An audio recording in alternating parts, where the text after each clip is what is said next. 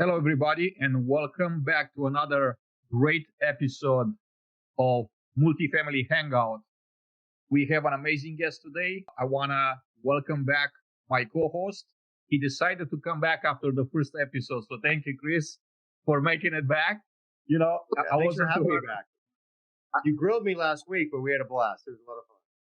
I wasn't too hard on you, so thank you for being back. I want to say hi to everybody that's in the audience. Thank you very much for hanging out with us. And I do want to start by acknowledging our sponsors, our friends that are making this podcast possible. Our friends from Apartment Snapshot, the revolutionary platform, the first gamified performance and employee engagement tool designed explicitly for multifamily professionals, is transforming the way we approach performance and employee engagement in this industry. Again, welcome to the show, everybody. Chris, take it away, sir. First off, thank you so much again for having me back. And I am so excited. After last week having Steve Halsey on live, I get to have one of my personal heroes, great friends, and a mentor to me and so many others. Sheri, thank you for joining us. It brings chills to me. Number one, how many things and how esteemed your career is of having worked with some of the most respected and named brands in our industry in several different positions. So I want to first hear about that and your history, but also I've seen you pay it forward to others, serve on advocacy, serve on committees. You were on the cover of NAA's magazine as I think maybe the person of the year. And then you even served in Washington State as their president. So without further ado, welcome to the podcast. We're so excited to have you, Sheri. So thanks for joining us. Thank you, Chris. Thank you, Adrian. It's such a pleasure to be here. Such an honor. And it's so great to be connected with people with hearts of gold like you two that want to give back to the industry as well. Yeah, thanks for paying it forward to me and showing me the way over the last, I think over the last 10 years. I'd love to hear from you as, again, I think you just got back from Capitol Hill. You're constantly traveling, you lead teams. Can you break down kind of like your journey of maybe getting into real estate, even your multifamily journey? So this is nearly 30 years ago, this year, 30 years ago that I was brought into multifamily completely unintentionally. I moved from the Midwest to Seattle, and it was my very first job as a temp job working at a property management company that had asset classes of multifamily, industrial, commercial, and mortgage of all things. And that was my first taste of the industry. And I fell in love with it. I loved the variety of it and was able to join Trammell Crow Company in the mid 90s. And that was really just an incredible foundation to build an amazing career over. And I have to say, now things have changed so much where we're really focused on having accredited courses or classes to get people into multifamily. But back then, as many of us have been in the industry for this many years, I just fell into it. You've been at several companies now, Sayers, Greystar, several others, before coming to Legacy. Trammell, one of the most incredible companies out there. But can you share a little more about maybe some of the companies that you've been at? Well, again, starting my career with Trammell Crow as a foundation, you couldn't ask for a better introduction to build upon. From there, I really followed my mentors and took a leap of faith to join new companies. And every time I took a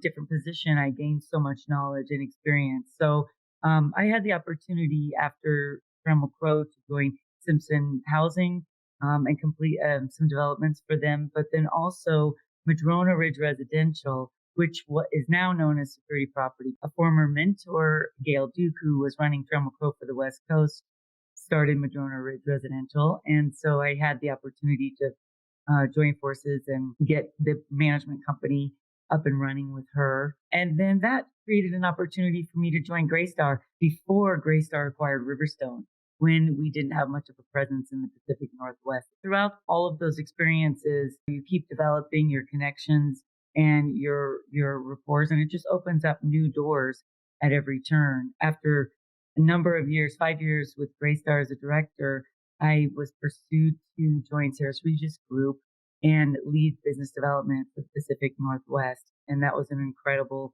experience to do something that had been part of my roles in the past, but not my main focus. I learned so much from that opportunity, and which opened another door to join an ownership group, Seller Holdings, and be on the asset manager side, which I'd always been interested that side of the table. My true heart and my passion lies with our operations teams and leading teams and developing our team members. Just recently, I had the opportunity to join forces with Legacy Partners. And I'm really thrilled about what we're doing across the West Coast and as well as Texas and Florida. I'd like to stay a little bit on the present to share a few things about your current leadership role and also some great things about your current company, Legacy. Well, I lead operations for the Pacific Northwest as well as the mountain regions, Wyoming and Colorado. I'm in Denver right now. We have development teams here and our ops teams on the ground. I have the opportunity to work with our local teams on our existing assets, but we have an incredible portfolio of new developments that are underway across Washington, Denver, and Colorado area, as well as California. And so I really love having that variety of new lease up development as well as our existing. I wanted to also jump over to some of the work you've done with outstanding service, right? As like WUMFA and maybe some of the work you've done there. I think you've won a few awards, right? From like the Emerald Award, you won an Excellence Award for service, you won a Portfolio Manager of the Year. Going back, tell us a little bit more about WUMFA, the importance of WUMFA, and maybe some of the things you've learned from that organization and things that you're giving back on. WUMFA, as Chris mentioned, is Washington Multifamily Housing Association. And this is our state affiliation in Washington, which rolls up to the National Apartment Association. So every state has its own affiliate. I highly recommend that you really get involved in your local association. I started on the board in 2014 and worked my way through all of the executive committee levels. So secretary, treasurer, VP, president, past president. And that really gave me an opportunity to grow and learn exponentially if I had not taken a step to really get involved. All of those recognitions are so flattering and humbling. But I think when you put yourself into a position of giving back, those things happen organically and they're terrific. But that's, of course, something that is nice to be acknowledged for. But the true reward and the true passion is from the change and effect that you can make and that your voice can make and that you have a difference. And most importantly, how you can help shape this industry. I started just volunteering for committees, putting myself out there. The more that you do it, the more comfortable that you get and the more knowledge that you gain, which opens additional doors for you. We can talk about the legislative side as well, if you'd like. That's going to be something that I'd like to cover in my next question. Before I go to the question, I do want to say hi to everybody in the audience. Would like for you to type in a comment box where you're from or where you're watching us from today.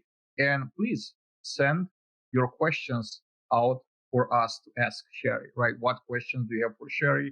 We're going to watch the comment box. We're going to make sure that, we're asking her the questions on your behalf.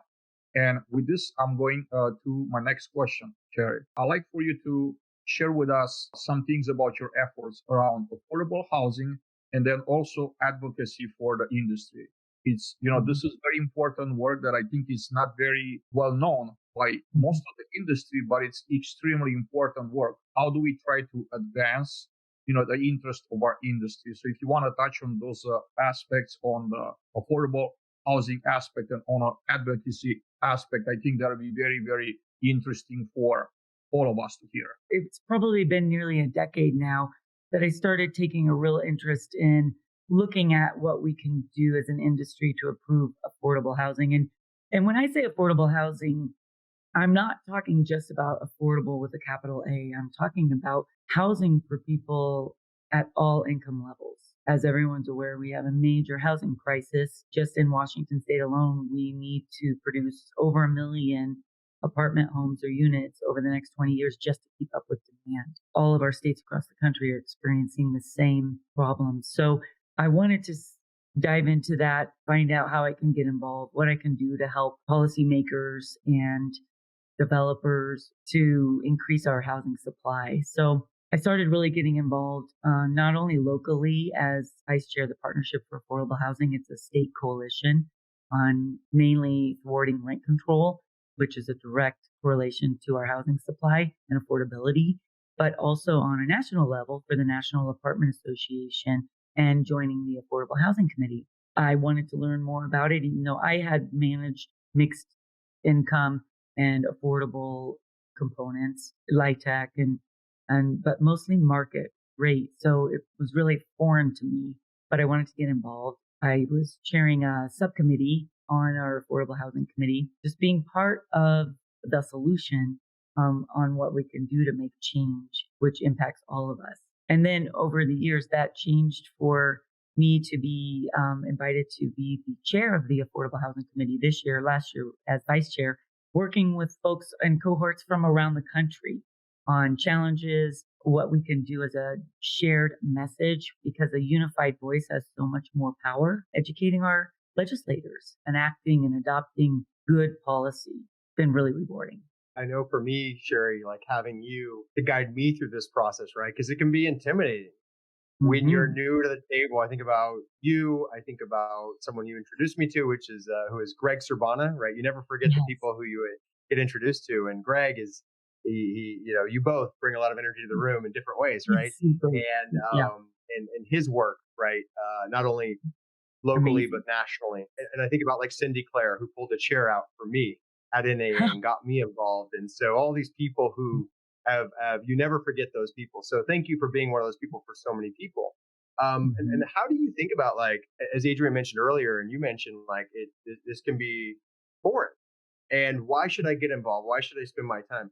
What is it that you tell people who are maybe new to their careers, or people who don't understand getting involved, how important this is? Like you talked about the 1 million homes and apartments that need to be built.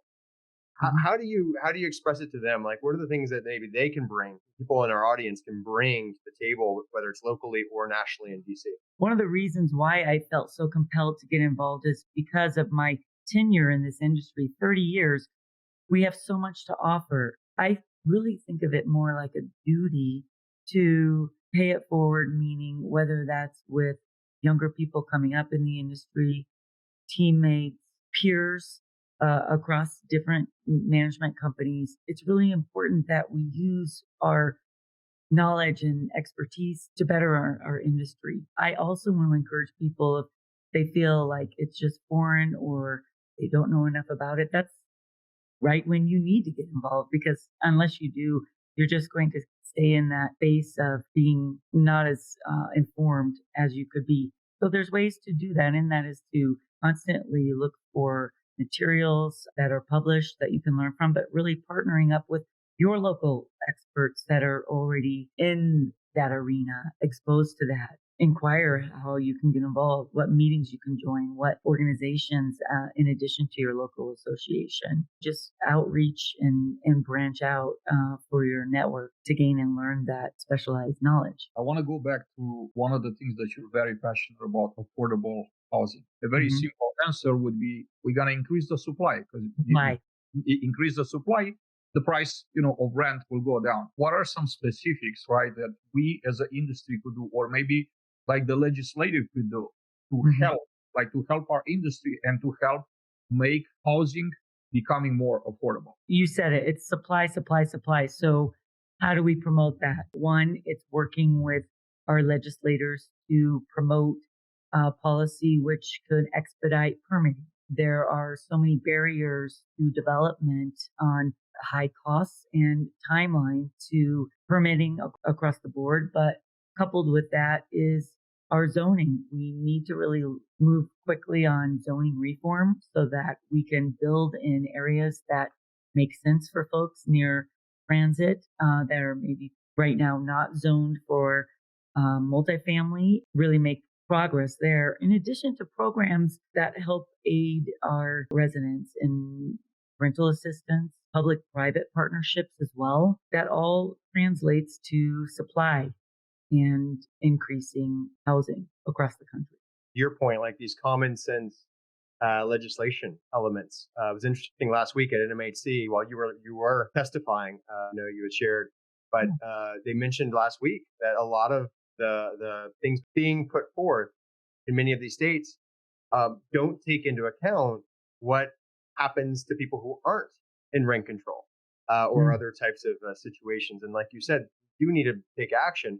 We also make sure that we're building for the long term, right? We're not just trying to do something temporary that affects the whole housing stock. They were sharing about how development is dropping in multiple markets because of these issues. But absolutely great to hear. I want to hear more about that. I'd love to hear, and I think the audience would love to hear some of the insights, maybe some of the initiatives or projects you're currently working on at Legacy Partners, whether it's with your team, with your buildings, maybe some things that you're focused on. As a company, we're always looking at ways that we can be efficient and create new technology platforms to help our teams across the country. It's really exciting right now working on our new development deals, working with our local teams on what we can do to create a differentiator for other new developments, really thinking about the resident experience, how we can build for folks for their well-being, a level of living that's still going to be affordable for people, but also higher level of finishes. That's very exciting for us. And we're also excited about growing our third-party management platform across the Western and Mountain regions as well. Excited about partnering with our existing client base and bringing on new partners as well. You mentioned the third-party business, Sheri. How many apartment homes totally your company is overseeing managing?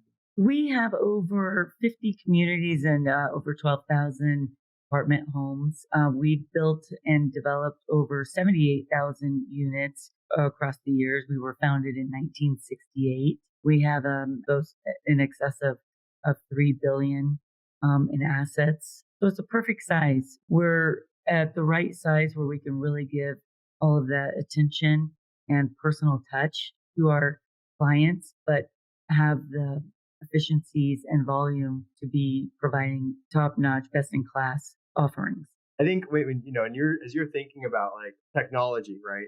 Obviously, AI is a hot button topic. There's innovation, right? As we talk about innovation, you're thinking about operations, you're thinking about things to add. Could you share? I mean, it doesn't always have to be a massive leap forward, right? It can be little things. And I think you hit on like the livability, the customer experience. I'd love to hear a little more from you, maybe some of the things that are exciting to you, or as you talked about, like, maybe, we kind of connected about like the healthier aspects and the shift and some things that maybe you're thinking about. You mentioned AI, which we're exploring, of course. Every company has to, because it's definitely something that we're all going to be involved with in the future. But to what degree? We want to have efficiencies and we need to leverage technology for operations.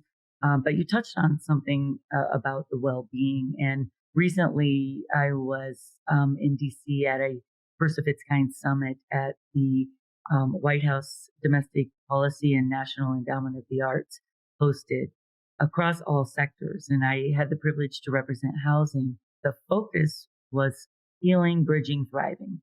How can we incorporate art across all sectors for bringing community together? And as housing, we have the opportunity not only to incorporate art into our developments, but also our resident experience. What I was alluding to earlier was when we look at our developments, we're creating greater green space, greater outdoor opportunities, perhaps areas that our residents can create art or experience art or bring artists in. When you take it to the next level of beyond development, how can we provide those opportunities on existing assets where we are focused on art and resident engagement and the well-being of it? I know the U.S. Surgeon General had mentioned some stats that were pretty alarming. And the fact that we're so connected with technology now, we don't really know our neighbors like we used to. We're at some point isolated, and there's an epidemic of loneliness that's growing. The health risk of loneliness is increasing your risk of Alzheimer's by 50% or heart disease by 30%. That's pretty staggering. We provide the foundation for people and their homes and their families. to be well. If we continue to look at ways that we can evolve and create more opportunity to bridge folks together and create the communities, I think that's just another level that us as housing providers really need to focus on. Before we go into the next question, I do again want to acknowledge those of you in the audience that are joining us today. Thank you for being here today. Please type in your questions for Sheri in the comments. We will be watching the comment boxes and we will ask questions. So with that being said, I'm going to take the first question from the audience. And this one comes from Alex Hinones. Any advice for a first-time developer? There's so much to that question. First of all, location, looking at ways that you can build TODs, those transit-oriented developments, or near light rail, near transit, I think helps working with your local jurisdiction on any programs that are incentives that you can take advantage of. Permitting, expediting permitting. Is there anything more specific to that question? Let me know. Alex, if you do have additional questions or like more details to your question, please type them up in the comment box. We'll follow up with Sheri. I think right now, big comment right up off the hills of NMHC. And then as we head to NAA Advocate in Washington, D.C., coming up in a month, the big number is, I think, roughly 41, 42% of all new development is, I think they say, right, bureaucracy, whether it's national, local, permitting, holdups, extension, you name it, right? 42%, so that only leaves like 58% for all the labor, cost of materials, everything else. So, and then if you run over a few months, it can be brutal or devastating. And I'm sure you've seen this. So, is there something that you see on the horizon to help with that 42%? Is it mostly local? Is it national? Like, what's kind of your thoughts on that? I think it's national. I think some areas are struggling worse than others. I think it's, again, comes back to legislation and adopting policy that gives better incentives for our developers so that we can encourage more housing and eliminate the barrier to entry. Like Alex being a first-time developer, how does he overcome all of those costs? You're right, Chris, 41% is staggering. I think it's looking for, again, ways that we can increase public-private partnerships and working with incentives for whatever program you have locally for a mixed-use component with an affordable component for your tax breaks as well. I thought that was an amazing question, Chris, painting a really good picture of where the money goes, right, when you invest. And I agree, like 42% is kind of borderline ridiculous. Makes someone thinking twice, hey, do I want to invest to become a developer? Do I want to build something? If I'm going to work almost like as much for the bureaucracy as we, work for ourselves. And with that being said, I'm curious, Sheri, are the people in legislative resonating with this? Are they aware of the situation? And what is like their solution to resolve this? Or are there any solutions? Are we expecting any improvements on this front? There's definitely effort to reduce the costs. It's mind-blowing that the permitting costs and entitlements are just so exponentially so high. There's efforts to work for reductions for that. But in addition, again, it comes back to educating our policymakers. There's a great information from NAA. Only 7 cents of every dollar of rent goes back to the ownership because of insurance expenses, maintenance, taxes. When you look at it on that scale, your margins are just diminished so much that there's got to be more legislation, partnerships to encourage development. Politicians tend to, as they mentioned last week, they've been talking about social media for years and haven't taken action. So there was a lot of discussion around housing and how they talked for years, and sometimes, trying to get that bipartisan, to come together to take action. So I do want to get your take, I think, around leadership and maybe some of the important qualities that you've seen. Obviously, you exert a ton of them. I think humbleness, to say the least. You do a great job of that. But what are some of the most important things that you think a leader needs to learn and needs to exhibit to others? I do take a humble approach. I find, for me personally, It's a privilege to be in a leadership role. When you are in a position to influence others, that's the highest calling of leadership, is that you have a responsibility of your team members' growth and development. You make such an impact on their well-being. How you present yourself, how you interact makes all the difference for the people that you influence. For me, that's always top of mind. When I wake up in the morning, I wake up with gratitude for the day and for the opportunity to influence others, anyone in around my sphere or whom I come into contact with, in addition to my team members. I think when you put yourself in a position where you are thinking, how can I be a support to this person and this person, but very personalized for that person, I think that you develop those relationships and you get more buy-in from your team and encourage them to take whatever additional steps that they need to, whether it's furthering their education, getting them out of their comfort zone, exposing them to new things, changing their mindset organically. I think that's where the most powerful leadership comes into play, but also stemming from compassion, constant motivation, and dependability. We had a follow up on the previous question that was asked by Alex. He's referring to finding the right resources for a first time developer with no experience. Because everyone wants experienced developers. I don't know if this is, in your area of expertise where you could have some advice. I would just say find some other developers that you can model after.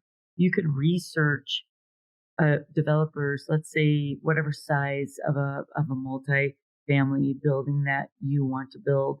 Look for other ones that you've admired what they've done. Find out who those developers are and try to make connections with them to glean what's worked for them, what's not. I think that's a great place to start. And also you can find out management company of those size buildings or asset class that you're interested in working with, and reach out to the ops team as well and see what works for them and what doesn't. You can work with your land use folks in the jurisdiction that you want to build in. Go down to City Hall and see who you can talk with there as well, and just start reaching out, and doors will open for you. One of the previous guests on a podcast that I still have told me this in a very short, compressed answer: model the masters. I love that. I've never heard that, Adrian. Model the masters. Model the masters. He's a very known internationally sales coach. His name is Jack Daly. Very inspirational person. That kind of stuck with me for the rest of my life, for the time being. Model the masters. Look out for those that have done it already, and try to model them. So yeah, I love that. Great. As you're tying this forward, of like actions you can take and things you can take. You've witnessed a lot, been a part of a lot of leadership. A lot of people use the word culture. Everyone thinks they have the greatest culture. I've never met someone who says we have a horrible culture. So I have spoken to some people who, and I think Adrian just did a poll recently that showed that actually a lot of people don't live up to the culture that they maybe show on their website. Right. So I'm curious, you can have the best sticks in your buildings. You have the best looks, the best hardware, the best development. If you don't have the right people, you're never going to be going anywhere, because you need people right at the end of the day in this industry. So I want to get your thoughts around the idea of culture, and then maybe some of the actual value things that you can do, because culture is really just those interactions and things that we're doing. What are those values that you actually think contribute most to the success, especially when we think about multifamily? Let's be real and talk about culture. I think culture is a culmination of the characteristics that each team member of that organization truly lives. Every organization has their shtick, as you say. They want to promote culture, but I think the real evidence of culture comes in multiple forms. And one is team member retention, tenure of folks on those teams. And I have to brag about legacy, because we have so many team members that have been 2-3 decades with our organization and beyond, more than any other company I've been with. And for our size, it's outstanding. And why I joined Legacy, for our leadership and culture not being rhetoric and not being some words that we put on a page. And so what I mean by that is how you show up every day, how you represent yourself and your company at the level of integrity, character, respect, loyalty. Those are all components of it, but also just how you support your team members. And it doesn't matter what position. Just this morning, I was bragging to folks about it doesn't matter across any department of our organization. Everyone's willing to jump out of their chair to help someone else. And, you don't always have that with every organization. And I think that's just, and it's a collective choice. And when that collective choice is to do the right thing, be there for your others around you, and with the highest level of integrity and character, that's powerful. And that's character. And that is culture. The use of your words there, and I love how you used your words of collective, very foreshadowing, because our guest next week is Mike Brewer, who founded the Multifamily Collective. So he's going to be a great guest. I do want to stay a little bit on culture, and you explain everything so eloquently. I want to ask at the individual level, what makes someone, an individual, feeling like they're embracing the culture that's being, I guess, advertised from the top? How can we get our employees, every single team member, to get that buy-in, to buy into what we want for our culture to be? What are some ways to get a buy-in? Allow them to have a voice, and then listen and let them know that they're heard, that their voice matters, that they can make a difference, and that they will impact the collective group. In that order, that's what really instills in them a sense of value. And all of us want to feel valued. We want to be recognized, and we want to know that what we're doing makes a difference. I think when you have an organization from the top down that instills that, reinforces it, promotes it, and encourages it, I just get really excited because that energy is boundless. People want to stay in an organization and a team where that is the constant.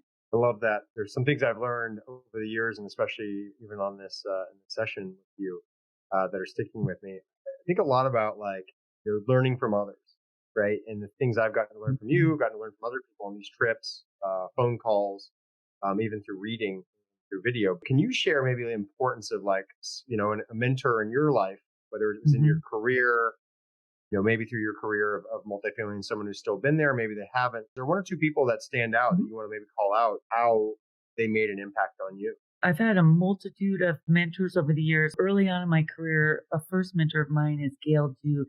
I mentioned earlier, she ran the West Coast for Trammell Crow. She really instilled a sense of a level of excellence and expectation. Inspect what you expect. My first introduction into proper property management. We had the opportunity to learn how to lead teams under her direction and guidance, but also how to start up the management company with Madrona Ridge Residential, which is now Security Property Residential. She's since retired, but I would still consider her a mentor. And then later on in my career, I had the opportunity to pursue a designation, my CAPS Certified Apartment Portfolio Supervisor designation through NAA. And my instructor was Alexander Jacque.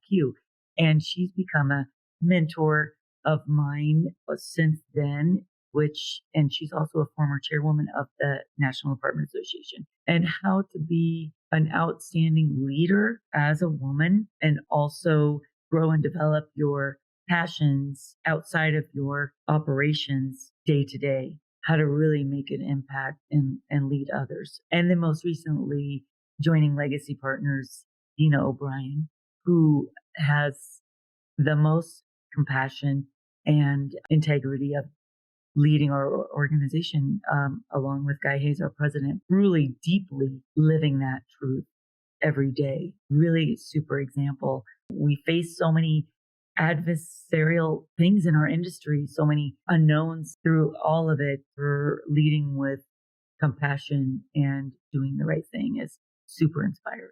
Sheri, you had built a outstanding career. You work for some of the biggest names in the industry. The question that comes to mind is, how do you balance this part of your life with everything else? Because, this is not your entire life. Family, everything else that's not work, right? And, your involvement with advocacy and affordable housing, like you're doing so much for the industry. How do you balance that part, or how do you incorporate that in your life so then the other part of your life, it's still out there and, active and you're enjoying? What's that? How do you find a balance? How do you strike a balance?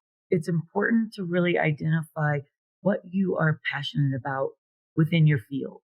And fortunately for me, what I'm passionate about is related to multifamily. A lot of folks might be super passionate about something completely unrelated, and that's great too.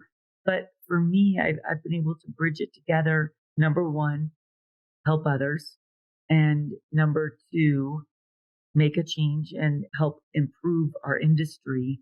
But also, in a way to strike a balance with that is look to eliminate things that in your life that are not meeting that quota or criteria. Are you spending time in your life doing activities or with people that aren't necessarily going to share your same values? Give back. Or if you spend time doing something that doesn't fill your soul, try to eliminate that. I just told my son the other day, really, really limit your time on Instagram or TikTok or whatever, because if I allow myself to be on there longer than just a few minutes here and there, I just feel like I've wasted a bunch of time. I didn't do anything to better myself or the people around me. And it's a very empty feeling.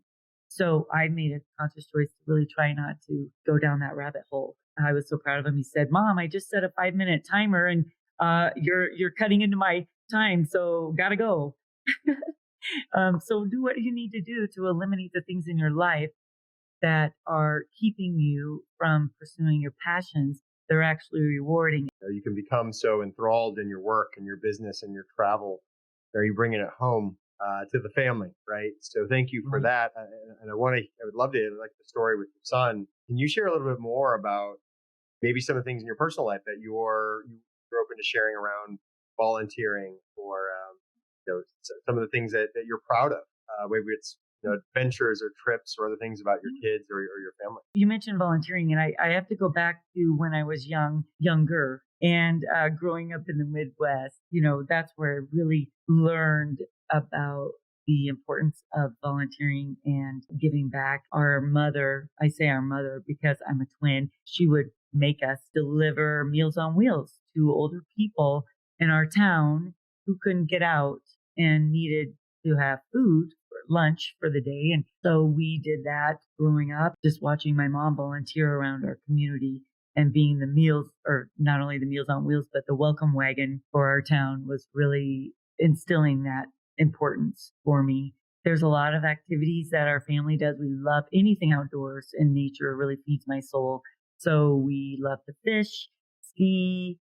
I like to play tennis, but also the boys had a lot of activities really involved in sports and constantly going to their games and tournaments, and that keeps us really, really busy. I want to ask you a question about centralization in multifamily. Short question is this a real thing or is just a buzzword? And I want to get that 30,000 feet view, right? From an executive like you looking at the full picture. What does it look like? Is this something that's doable? Is it partially doable, or is just a buzzword because everybody's kind of like talking about and we got to do a little bit of that? So we're in line with everybody.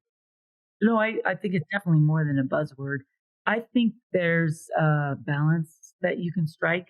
There's definitely efficiencies in centralizing ops that needs to be looked at, explored, or adopted and implemented. But I think also you need to look at risk versus reward. And you want to make sure in centralization that you're not losing that resident touch and that interaction with your residents. If I've heard of completely centralizing everything off of sites or properties, but then you also eliminate that touch point. So I think it's a balance of leveraging technology to free up your team to be able to do other important work within your communities, whether that's resident retention, resident relations, education, elevating your customer service. Centralization, there's so many ways to think about it, right? We are in the business of hospitality. Are you going to have that touch point, virtually? You're going to have it. You got to have it at some point, right? Even if you're a smaller property or a smaller operation. How do we overcome these labor shortages, especially as we think about maintenance and upkeep and getting that information back to your teams, right? Keep these buildings in tip-top shape. I think that's really important for us to start looking outside of the normal labor pool and tapping into different industries and different skills to make a bigger draw over to property management. We really need to, whether it's electrician, plumbing, drywall.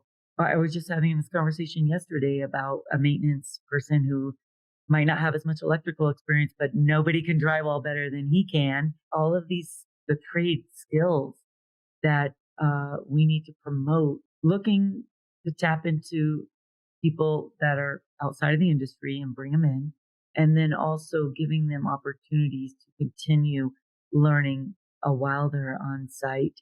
I think we've done a pretty good job over the years, but we have a long way to go still on creating opportunities for our service members and our service team to really elevate as well in their roles. Sounds like we're going to have Adrian head up an NAA effort nationwide with maybe you'll have to partner with two Atlanta guys. We'll have to have Adrian and Raymond Van Beveren doing some maintenance mania, maintenance energy, right, Adrian?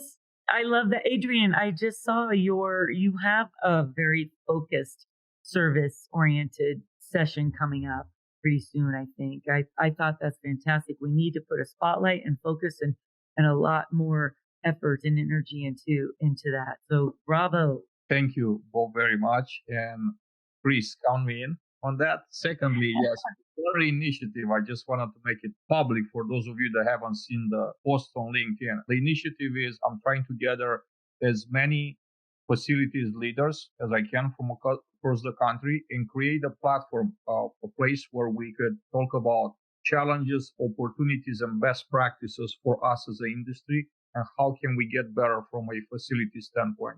Because there's so much opportunity, and I'll say there's more opportunity now more than ever before for a few reasons. One of the reasons is that we have a shrinking talent pool, so we got to make up for that. We got to find ways to overcome that challenge. Secondly, because rents are not going up at a pace that they used to like 3 and 4 years ago. If you can't collect more rent, you're gonna have to look at your expenses, right? Number one controllable expense being maintenance. We as leaders can get together and find what are the best practices, share them with the rest of the world. Thank you for bringing that up. Obviously, you could tell I'm very passionate about it. Oh, and wait, on that, I just had a thought, Adrian. Also, I think it's really important if we start reaching out to junior colleges or local educational centers and letting people know we have these opportunities and that this is a path for people to build a career on. I would love to see that done at a national level, right? NAA driving that. And also I like to see individual initiatives, right? Because I learned over the years that the best way to see a change, or when you hope for a change, is to become that change. Yeah. For you to be the driver of that change. So I think, each company could, dedicate some time and resources, not a whole lot, to drive this attention towards how amazing it is to make a career, starting as a groundskeeper and ended up as vice president of facilities for a company that oversees billions of dollars worth of real estate. How many industries could you find such a career path in? And I tell you, there are not too many, right? When you say, how proud are you going to be when you look behind and say, I manage so many billions worth of real estate? That's just very uncommon. And I started from the very bottom, entry level, very entry level. So how amazing is that for a career? That's so True. And WIMFA, our local state association, Sloan Sorbonne was instrumental in partnering with some of our local educational junior colleges and bridged their students with our association for different programs. So people can reach out to WIMFA, Sloan at WIMFA, and ask more questions on how they can do it in their state. I think something else that comes up a lot, as we're thinking about these trends, right? Whether it's the labor, whether it's taxes, whether it's rent control, different topics. What are like some trends that you see developing, and maybe like some of these challenges that you're thinking about, and then also maybe some opportunities that are coming up maybe for 2024, and if you're even looking into 2025. And I know some things may be confidential, but there's something you can talk to that you think is that maybe people are or aren't discussing enough? Challenges, again, I think it goes back to supply on how we can increase affordability and supply. So rent levels are, obtainable for renters. There's a big focus on what we can look at all through 2024 on efficiencies, on, streamlining expenses, but also looking for ways to enhance any ancillary income as we get through 2024. Trends, I think a lot of focus is going to be on the resident experience also, and thinking about how we can help their experience and what we put into our projects, forward thinking to eliminate their having to even look outside of the community for their social or conveniences and work ability. Sheri, as we're approaching the end of our emerging conversation, I do want to ask you, for those that are watching this content, either live or recorded at a later time, and they're young, they're entry level, they're looking up to someone like you, someone that like made it so, big, currently makes such an impact in the industry. What are some pieces of advice for them? They're looking up to you. They want to become you one day. I would really encourage people to continue striving and making everyday actionable steps towards what you want to learn. Be inquisitive, be curious, put yourself out there even when it's uncomfortable, even when you might be very nervous or anxious about doing something. Even though we have all of our different organizations and umbrellas that we operate under, it's one large multifamily housing community that I think is incredibly supportive of one another, regardless of your title, regardless of the company that you're with. And if you feel a little hesitant or that you're not ready to do it, just remember there's an army of people around you that are supporting you and will give you grace to take those steps. And that's where you're going to see the most growth and the most reward also. And sure, there's going to be a lot of moments where you wish you would have done things differently. I'm having those every day, including within this hour. But that's the beauty is, I think we all join together to lift each other up, and then we all elevate. And that's what I love about our industry. And that's what I love about continued growth and development. And that's what I would encourage people to do.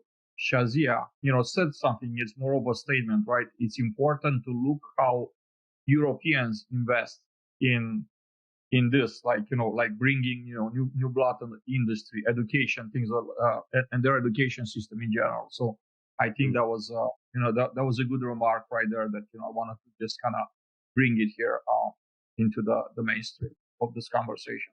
Yeah, it's funny you say that because I'm going, and I love, like you said, the training aspect you talked about earlier, Sheri.